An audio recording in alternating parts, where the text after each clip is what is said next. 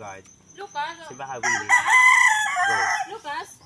Na babadoy niya. Mapay nga aga sa ating tanan. Aga pa? Mapay nga. Ikaadaw. Ikaadaw. Kaya daw na.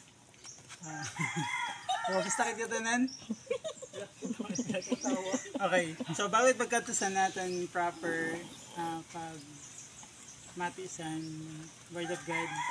Langkit na na mag-pray. Ngayon, tanday natin, dire-indihan kuan kung ano pa ang religion natin, respeto natin ang tanan.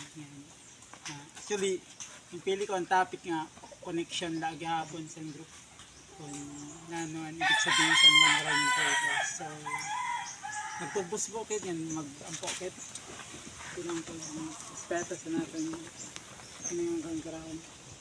Ang may nga langit nan sa ngaran ni Jesus, salamatan Lord yung kini yung barasan sa inyong pagkamakapay sa pinabuhi. Lord, thank you sa privilege para maging part sa inyong grupo. Thank you sa privilege, Ginoo, para magpagsayo, Lord, yung kini sa kapwa content creator, Lord, God. Lord, patuloy nga secure ining place, waray mga kaulangan, bisan nano, Ginoo. Ikaw makakipagkaupod, Ginoo, sa aming tugtog sa matambos ining event. Ada ka, Lord God, mag-guide, Ginoo, sa amon. Pagpala kami nga tanan, ang amon mga kinabuhi, Lord God, physically, spiritually, Lord God, mentally, Ginoo, ang amon mga isip, Lord God, i-open sa paghigugma mo, Lord God, titang Ginoo sa imo. Pagpala, Lord God, kami nga tanan, to you alone the glory and honor, Jesus' mighty name. Amen. Sa langit, mag-hangin lingkod. Ito, kung kumara, malagmit na yung mga 4 ka oras. Pwede na ka na. Iyan mo na eh.